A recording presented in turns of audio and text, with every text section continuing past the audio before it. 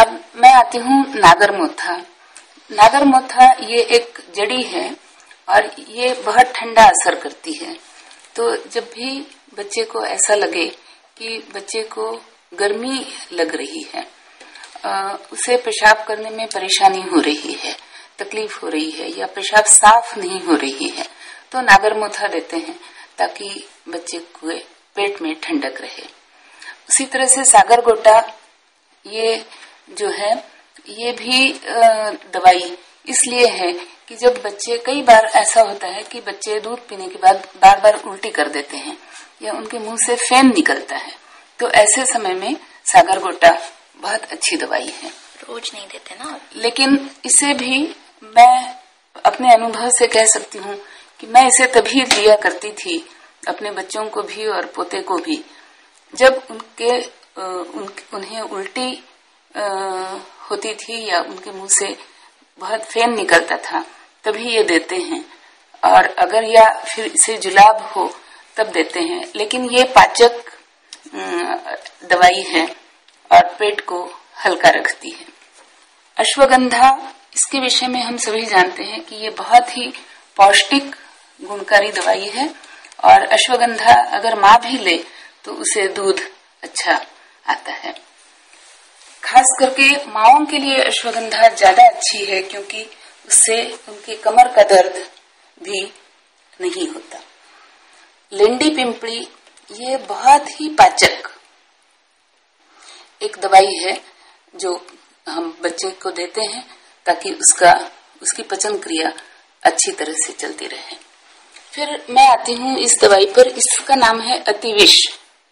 अब नाम तो अतिविष है, ये एक जड़ी बूटी है, नाम तो अतिविष है, लेकिन इसका गुण ये है कि ये हर तरह के विष को दूर करती है।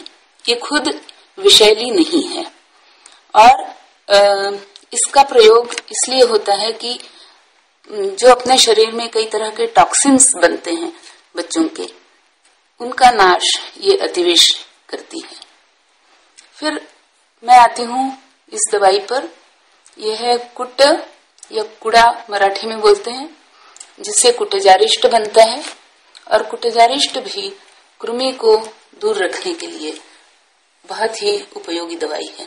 लेकिन इसका स्वाद बहुत ही कड़वा होता है, इसलिए जब हम कुड़ा या कुटज का इस्तेमाल करते हैं तो हमें ध्यान रखना पड़ेगा कि हम छुहारा या ज्येष्ठमध उचित मात्रा में मिलाएं ताकि बच्चा इस कड़वी दवाई के लिए नाराज ना हो जाए या नाखुश ना हो जाए।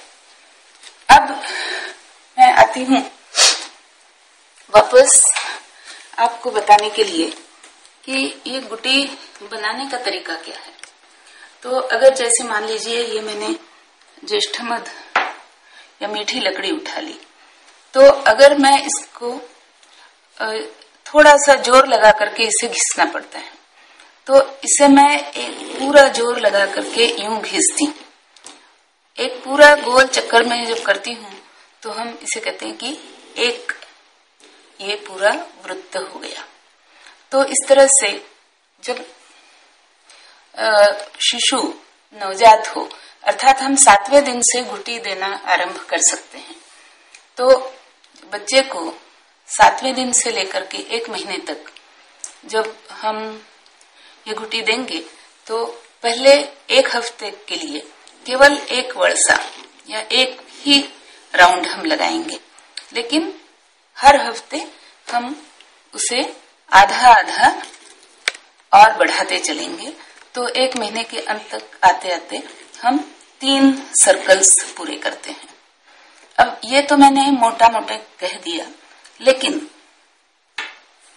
बिब्बे के साथ हम ये सावधानी रखते हैं कि पहले महीने में बिब्बा हम बाकी सारी दवाइयों की अपेक्षा आधा ही इस्तेमाल करेंगे।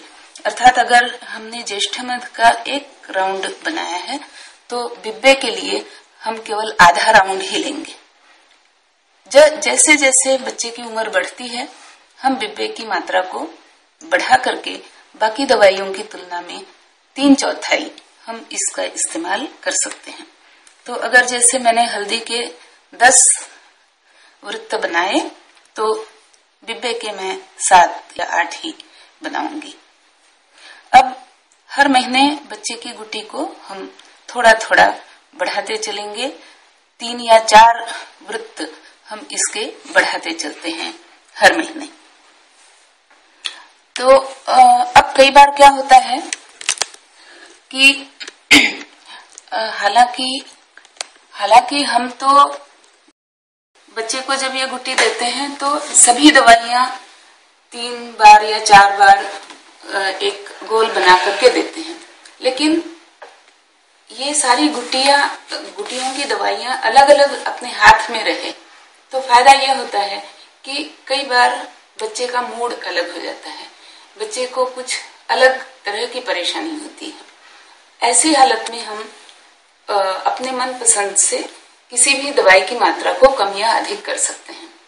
उदाहरण के तौर पर अगर कभी बच्चा पेट में दर्द की वजह से रोने लगे तो हम हर्रा, बेहड़ा, ऐसे ये जो पाचक, जो पेट को अच्छा साफ रखने वाली दवाइयां हैं, बेसिकली हर्रा, बेहड़ा और मुरुड़ शेंग, ये 3 दवाइयां हैं, इनकी मात्रा हम बढ़ा देंगे।